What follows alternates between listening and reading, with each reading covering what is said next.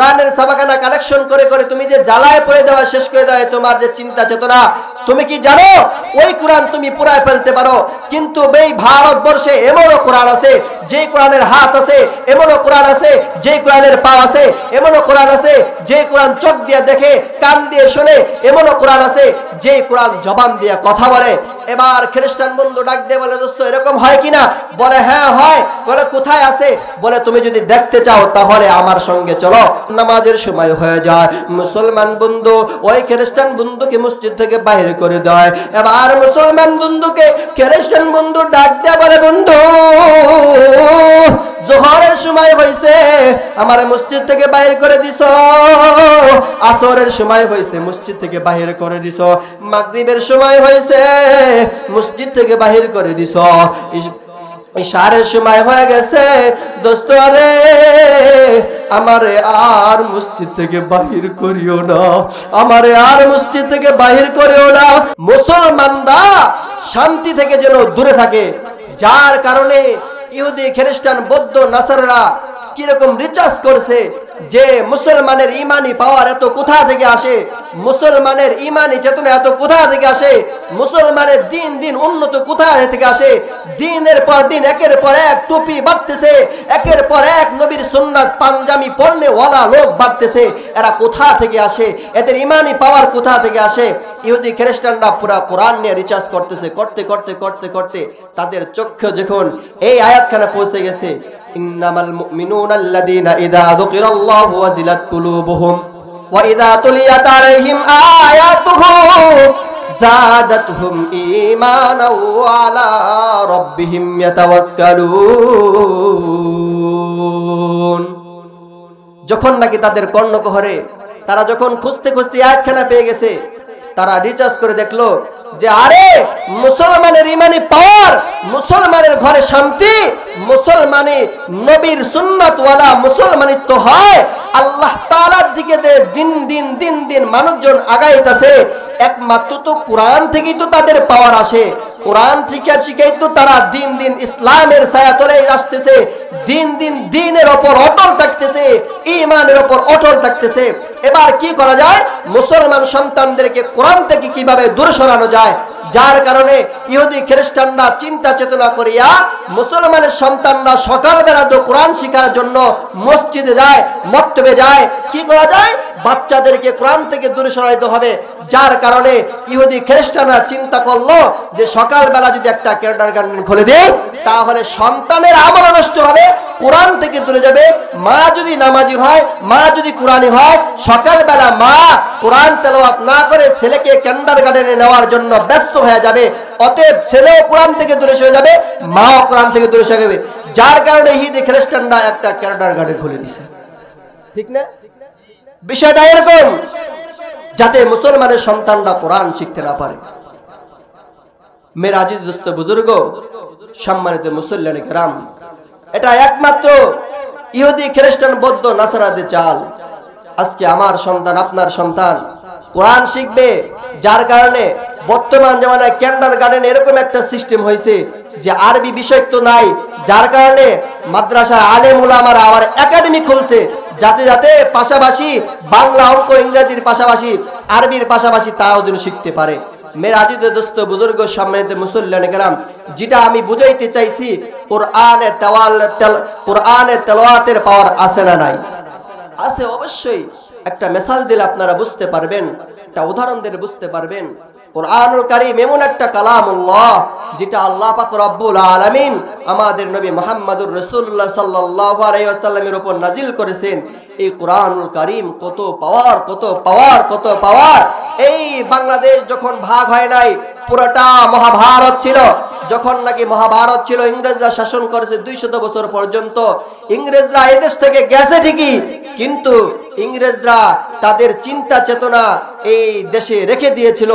ইংরেজরা যখন গেছে, যাওয়ার পরে ইংরেজরা চিন্তা করলো যে মুসলমানের সন্তানরা কোরআন শিখতেছে, কোরআন যদি আমরা উঠায় দিতে পারি তাহলে মুসলমানের সন্তান আর কোরআন শিখতে পারবে না, কোরআনের রাস্তা বন্ধ করে দিতে হবে।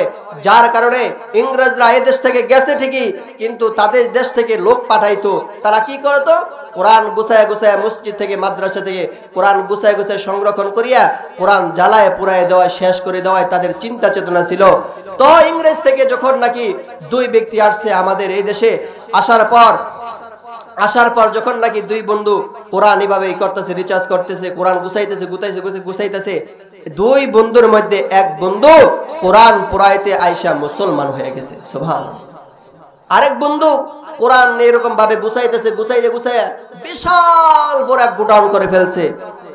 এভাবে কাটতে 10 বছর পর দুই বন্ধুর সঙ্গে সাক্ষাৎ হওয়ার পর দেখে অপর বন্ধুর গালে দাড়ি, দেখতে দেখতে কিরকম যেন লাগে। এবার ওই বন্ধু খ্রিস্টান বন্ধু ডাক দিয়ে বলতেছে যে দোস্ত, তোমার গালে দাড়ি, তোমার কি হয়েছে? বলে দোস্ত, আমি তো কোরআন যখন পুরাইতে আসছি, কোরআন দেখে আমার মায়া লাগছে, মহাব্বত হয়েছে, যার কারণে কোরআনের প্রেমিক হয়ে আমি মুসলমান হয়ে গেছি, সুবহানাল্লাহ। আরেক বন্ধু বলতেছে দোস্ত, তুমি কি করো? তুমি কি এই দেশ থেকে যাও নাই? বলে দোস্ত, আমি তো যাই নাই, আমি এখনো পর্যন্ত আছি। আমি তো কোরআন তালাশ করে কোরআন খুঁজে তো আমি বিশাল বড় গোডাউনে একত্রিত করছি। কোরআন সব জ্বালায় পুরায় শেষ করে দেওয়াই হলো আমার চিন্তা চেতনা। এবার মুসলমান বন্ধু ডাক দিয়ে বলতেছে দোস্ত, তুমি যে মসজিদ থেকে মাদ্রাসা থেকে বিভিন্ন লাইব্রেরি থেকে কোরআনের ছাপাখানা কালেকশন করে তুমি যে জ্বালায় পড়ে দেওয়া শেষ করে দেওয়া তোমার যে চিন্তা চেতনা, তুমি কি জানো ওই কোরআন তুমি পুরায় ফেলতে পারো, কিন্তু এই ভারতবর্ষে এমনও কোরআন আছে যে কোরআনের হাত আছে, এমনও কোরআন আছে যে কোরআনের পা আছে, এমনও কোরআন আছে যে কোরআন চোখ দিয়ে দেখে, কান দিয়ে শুনে, এমনও কোরআন আছে যে কোরআন জবান দিয়ে কথা বলে। এবার খ্রিস্টান বন্ধু ডাক দিয়ে বলে দোস্ত, এরকম হয় কিনা? বলে হ্যাঁ হয়। বলে কোথায় আছে? বলে তুমি যদি দেখতে চাও তাহলে আমার সঙ্গে চলো। এবার মুসলমান বন্ধু ওই খ্রিস্টান বন্ধুকে নিয়ে গেছে ছোট্ট একটা হেফজুখানা মাদ্রাসায় নিয়ে। এবার মুহতামিম সাহেবকে ডাক দিয়ে বলতেছে, হুজুর এরকম কাহিনী, এবার আপনার ভিতরে এই মাদ্রাসা থেকে ছোট্ট একটা বাচ্চাকে দিবেন, যিনি এখনো পর্যন্ত সাবালক, মাসুম, বালেগা হয় নাই, এরকম একটা বাচ্চাকে দিবেন যিনি পুরা কোরআন দাঁড়ায় আমাদেরকে শোনাইতে পারবে। এই কথা বলার পর এবার মুহতামিম সাহেব ছোট্ট একটা বাচ্চাকে দেওয়ার পর এবার যখন নাকি বলে আমাদেরকে কোরআন তেলাওয়াত করে শোনাও, এবার মাসুম বাচ্চা ডাক দিয়া বলে, না, আমি যদি কোরআন তোমাদেরকে তেলাওয়াত করে শোনাই তাহলে এমনি শোনাবো না। বলে কিসের বিনিময়ে শোনাইবা? আমি তোমাদেরকে কোরআন তেলাওয়াত করে শোনাইতে পারি, আগে তোমরা ওযু করে আসো, তারপরে পাক পবিত্র হয়ে আসো। এবার দুই বন্ধু পাক পবিত্র হয়ে আসছে, মসজিদের ভিতরে বসছে সকালবেলা। বসার পর এবার মাসুম বাচ্চা কোরআনুল কারীম তেলাওয়াত শুরু করে দিয়েছে। আউযু বিল্লাহি মিনাশ শাইতানির রাজীম, বিসমিল্লাহির রহমানির রহিম, আলহামদুলিল্লাহি রাব্বিল আলামিন, আর রহমানির রহিম, মালিক ইয়াউমিদ্দিন, ইয়্যাকা না'বুদু ওয়া ইয়্যাকা নাস্তাঈন, ইহদিনাস সিরাতাল মুস্তাকিম, সিরাতাল লাযীনা আন'আমতা আলাইহিম গায়রিল মাগদুবি আলাইহিম ওয়ালাদ-দাল্লিন। মাসুম বাচ্চার কণ্ঠের তেলাওয়াত, মাসুম বাচ্চা তেলাওয়াত করতেছে। তেলাওয়াত করতে ওই দিক দিয়া 15 পারা তেলাওয়াত হয়ে গেছে। ওই দিক দিয়া মসজিদের মুয়াজ্জিন সাহেব যোহরের আযান দিয়ে দিছে।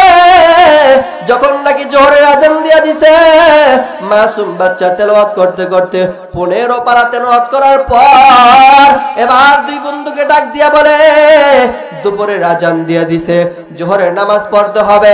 আযান দেওয়ার পর যখন নামাজের সময় হয়ে গেছে, এবার মাসুম বাচ্চা নামাজে দাঁড়ায় যায়, মুসলমান বন্ধু নামাজে দাঁড়ায় যায়। আর ওই খ্রিস্টান বন্ধুকে ডাক দেয়া বলে, বন্ধু তুমি মসজিদ থেকে বাইর হয়ে যাও। খ্রিস্টান বন্ধু মসজিদ থেকে বাইর হয়ে যায়। মসজিদ থেকে বাইর হয়ে সিঁড়ির কাছে দাঁড়ায় দেখে ওই মাসুম বাচ্চা নামাজ পড়ে, মুসলমান বন্ধু দাঁড়ায় নামাজ পড়ে। দুপুরের নামাজ শেষ হওয়ার পর এবার যখন দুপুরের খাবার দাবার শেষ, আবার মাসুম বাচ্চা তেলাওয়াত শুরু করে।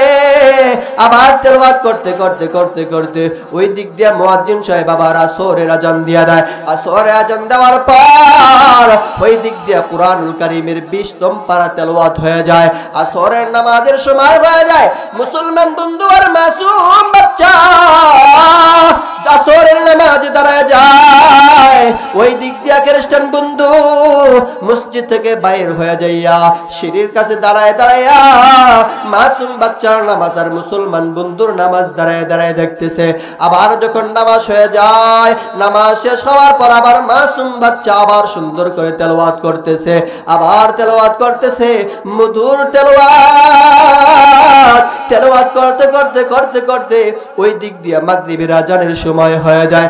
মুয়াজ্জিন যখন মাগরিবের আজান দিয়া দেয়, ওই দিক দিয়া 25 পারা তেলাওয়াত হয়ে যায়। 25 পারা তেলাওয়াত হওয়ার পর আবার নামাজের সময় ওই খ্রিস্টান বন্ধুকে মসজিদ থেকে বাইর করে দেওয়া হয়। খ্রিস্টান বন্ধু আবার ডাকি ওই সিঁড়ির কাছে দাঁড়ায় দাঁড়ায় দাঁড়ায় দাঁড়ায় ওই মাসুম বাচ্চার নামাজ আর মুসলমান বন্ধুর নামাজ দাঁড়ায় দাঁড়ায় দেখতেছে। যখন নাকি মাগরিবের নামাজ কমপ্লিট হয়ে যায়, আবার মাসুম বাচ্চা তার মধুর কণ্ঠে ওই মাওলার কালাম তেলাওয়াত শুরু করে দিছে। তেলাওয়াত করতে করতে ইশারের নামাজের সময় হয়ে যায়। মুয়াজ্জিন যখন আবার ইশারের আজান দিয়া দেয়, আজান দিতে দিতে এই দিক দিয়া 30তম পারা তেলাওয়াত শেষ হয়ে গেছে। যখন নাকি তেলাওয়াত শেষ হয়ে গেছে, এবার যখন নামাজের সময় হয়ে যায়, মুসলমান বন্ধু ওই খ্রিস্টান বন্ধুকে মসজিদ থেকে বাইর করে দেয়। এবার মুসলমান বন্ধুকে খ্রিস্টান বন্ধু ডাক দেয়া বলে, বন্ধু জোহরের সময় হয়েছে, আমার মসজিদ থেকে বাইর করে দিছ। আসরের সময় হয়েছে, মসজিদ থেকে বাহির করে দিছ। মাগরিবের সময় হয়েছে, মসজিদ থেকে বাহির করে দিছ। ইশারের সময় হয়ে গেছে, দোস্ত রে আমারে আর মসজিদ থেকে বাহির করিও না, আমারে আর মসজিদ থেকে বাহির করিও না। মুসলমান বন্ধু ডাক দিয়া বলে, তুমি তো এখনো পর্যন্ত মুসলমান হও না, ঈমান আনো নাই, তুমি তো নামাজ পড়তে পারবা না, আর তুমি কিভাবে নামাজ পড়বা? মুসলমান বন্ধু রে খ্রিস্টান বন্ধু ডাক দিয়া বলে, বন্ধু তাহলে কি হয়েছে, আমারে কালেমা পড়ায় মুসলমান বানায় দাও। এবার মুসলমান বন্ধুর কথা শুনিয়া ওই খ্রিস্টান বন্ধু কালেমা পড়িয়া মুসলমান হয়ে যায়। মুসলমান হওয়ার পর এবার ইশারের নামাজটা কমপ্লিট করিয়া মাসুম বাচ্চার বুকের ভিতরে জাবরায় নিয়া বলে, বাবা এতদিন পর্যন্ত অবুঝ ছিলাম, এতদিন পর্যন্ত মূর্খ ছিলাম, এতদিন পর্যন্ত কোরআন বুঝি নাই, কোরআন কি জিনিস, শুধু জ্বালাইছি আর পোড়াইছি, জ্বালাইছি আর পোড়াইছি, কোরআন কি জিনিস বুঝি নাই। যদি আগে বুঝতাম তাহলে আরো আগেই কালেমা পড়ে মুসলমান হয়ে যাইতাম। মুসলমান বন্ধুরে ডাক দিয়া বলে, বন্ধু আমি আর ওই দেশে যাবো না, তুমি যদি ওই দেশে যাও তাহলে আমার বাপ মার সঙ্গে সাক্ষাৎ যদি হয়, আমার বাপ মারে বলে দিও তোমার সন্তান আর এই দেশে আসবে না, তোমার সন্তান কালেমা পড়ে মুসলমান হয়ে গেছে। কিসের কারণে? একমাত্র কোরআনের কারণে।